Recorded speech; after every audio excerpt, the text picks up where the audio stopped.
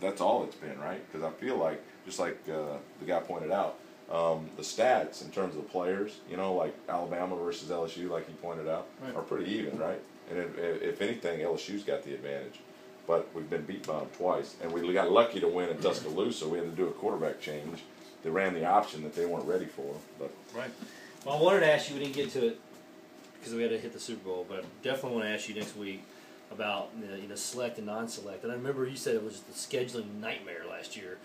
This year coming up here because nobody wants to play. This just separates them even more. Yeah. But this is going to help you out next year for scheduling because now we're all is that what they're calling it? Well, you know what? It's football only this year. It's football only. I know, but are they calling it select? Right, so you can select to go because to it includes magnet also. It's not football, but it could be baseball. If that's the case, that's going to help you easy to schedule. I like it versus not liking it, but again, I gotta find out the facts of that thing. Is it?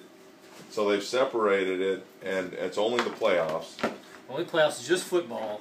Just football this coming year. And if you're a public school and then more than 30% of your enrollment is kids outside your district, then you have to play in the select schools and charter school as well. Like if you're one of these charter, you have to go to select. So around here, Byrd, Loyola, Calvary, Evangel, select. All will be select. Right. So it's not necessarily private school. It's just select. Well, no, it's private schools, and there's not many like Byrd. I think there was one or two in the entire state. I think a lot of public schools are loving that because Byrd got away with being a public school that really is a private school. Yeah, you're right. Well, so a portion of it is. It's that's tricky. What I mean, it's like portion. But because that portion is ironically the better athletes also. You know what I'm saying? It's a big portion. So the example that Fletcher gave about the kid that went over there and was in the magnet program to get in the school, he got kicked out of the magnet program, was the best football player, but he was able to stay. That's private school. That's so I like it. I think it's great. And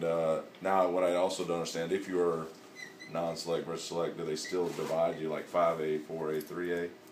It's going to be 3A, 4A, 5A.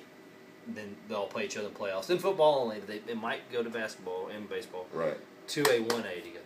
And then now it's crazy. Well, so it's 3, 4, 5 are grouped in one, then 2 and 1 are grouped in one on both sides, select and non-select. Right. Yeah. Oh, okay. No, that's not true. The non-select, it's still 5A, 4A, 3A, 2A, 1A. It's all together. Only in the selects, there's not as many of those.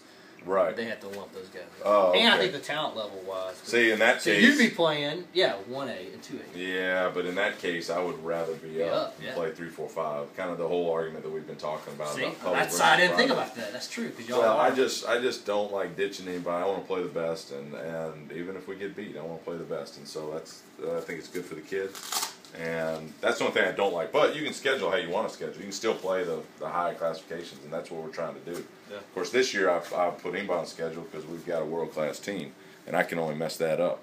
Next year, we're not going to be as world-class. You kind of pick and choose who you play at that point. But